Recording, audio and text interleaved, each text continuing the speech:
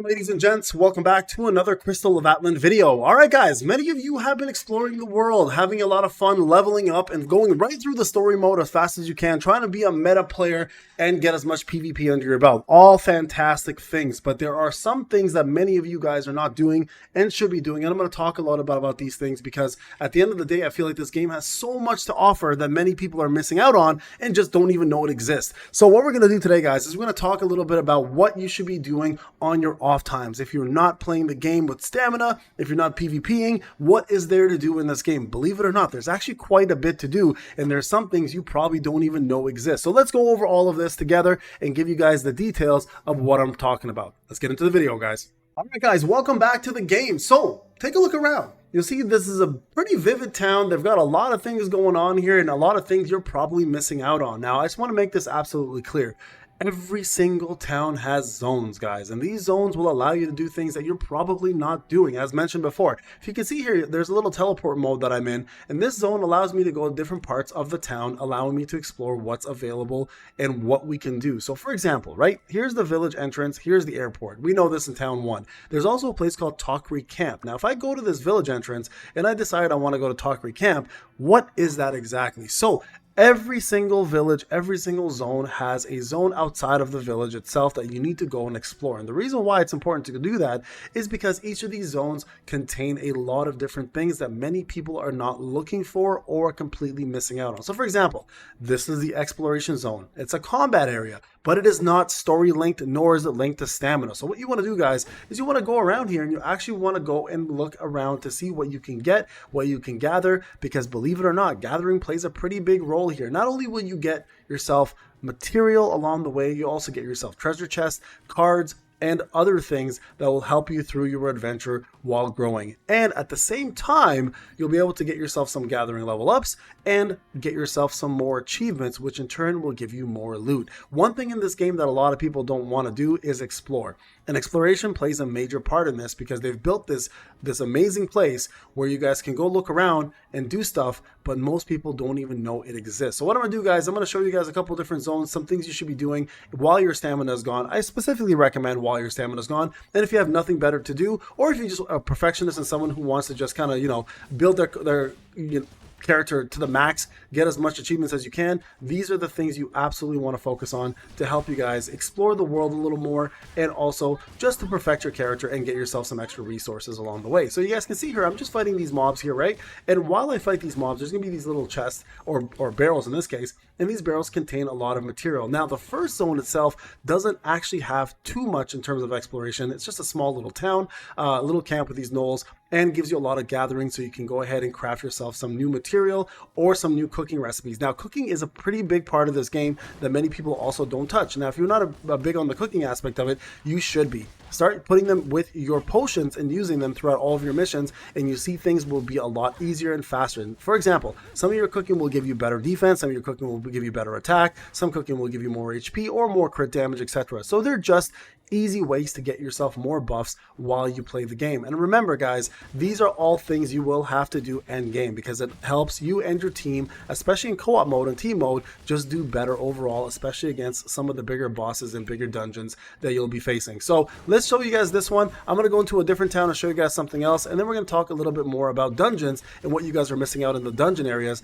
that you should be getting. I might make a guide in regards to all the treasure chests in the dungeon that people have missed out on because I've been pretty adamantly collecting all of them, but unfortunately I have to start a brand new character to do that. So that is something I'll also definitely look at doing for you. But guys, this is one of the reasons why you want to get out of town and explore these combat areas. You guys can see I'm getting myself quite a bit of loot, and then you want to come back in town and then actually go ahead and get yourself some of this cooking out of the way, right? And again, if you are someone who's planning to cook and do some of these things, you will benefit greatly. Now let's go into another zone, guys, and show you some other things you guys can find along the way. I'll be right back.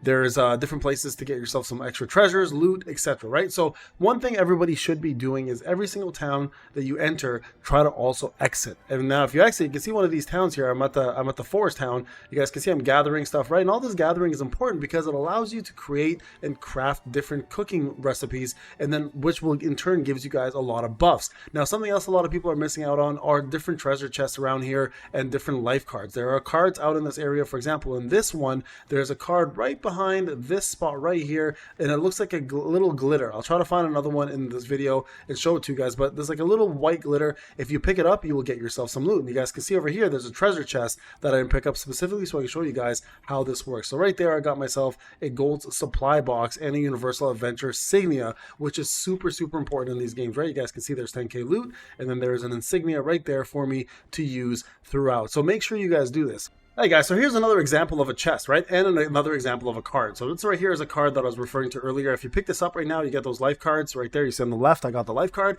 You can actually trade those in for different pieces of loot around town. So make sure you're picking them up. And this is what I was referring to as every chest looks different in every single zone, right? This right here is what the chests look like in the 4th zone, which is the wood zone. So if I pick this one up right here, you guys can see I got myself another gold token and more circuit chest, which is going to allow me to put better circuits on my gear, which is going to matter a lot in the end, guys. Now, something else I'm going to show you guys real quick is the challenges. Every single location, for the most part, has a challenge you can jump in and try. Now, the challenges themselves are not very difficult, but make sure you're the proper level and you're ready to go at them. So I'll show you guys the first one here, and you guys can see it's located on the map. If you went back to the teleporter, you'll be able to see it on the map here, and you'll be able to see how and who the boss is. Okay, so give me a few seconds here. Let me get all the stuff. You guys can see I'm hunter and gathering here.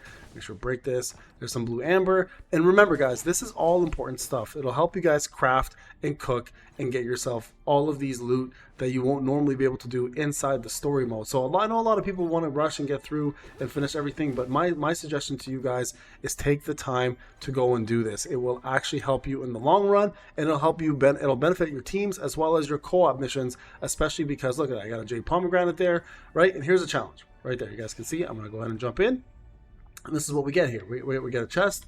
We get this is level 48. It's a Thunderbolt Striker, so we're going to go ahead and try it, and we'll do it together. So this is a 1-star Thunderbolt Striker. Okay, so we're going to go ahead and do this challenge together. And you'll see here the loot that we get out of it. Now, like as mentioned before, these are the bosses in the story mode. They are much more difficult than what we see normally. So just be ready for a little bit of a challenge, but they're not over the top like hard. Okay, so if you're usually the right level, you've kind of kept up with all of your gear and done some crafting, and I'm completely free to play, by the way, you guys can definitely do these challenges and reap the benefits. Now, as the stars get more and more, the challenges become more difficult as well. So keep that in mind before you decide to do a higher level challenge, that you just want to make sure that you have everything ready, including gear, insignias, all of your circuits and everything in place.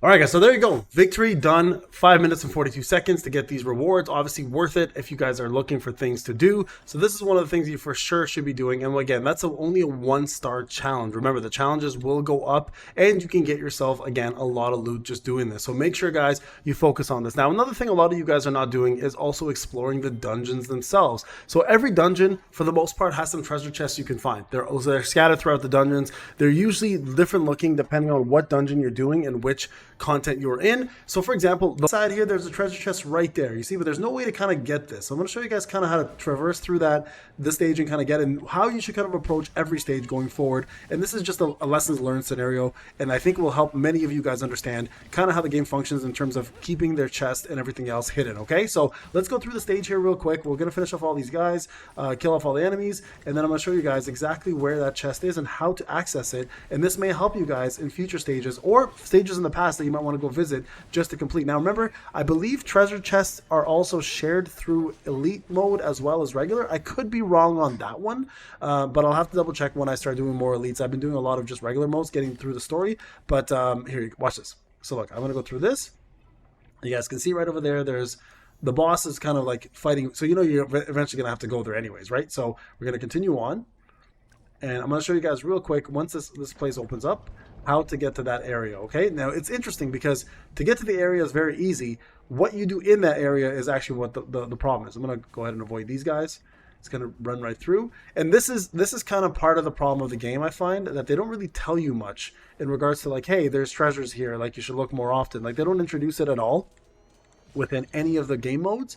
So when you start playing this game, no one's aware. No one's aware that treasure chests even exist in dungeons. So here, this is the boss fight. Okay, so we're going to do this. And we're going to kill this guy off, and I'm going to show you guys real quick what happens. Okay, so right now you guys can see I don't really have access to the treasure chest right now. Now, the main thing to remember is that the game, when you finish a stage, will normally ask you if you want to complete the stage and leave it, right?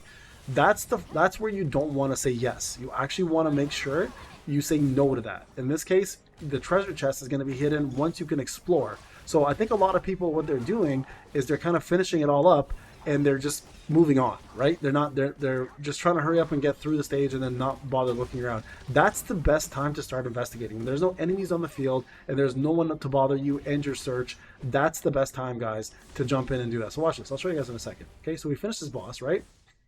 Boss is dead.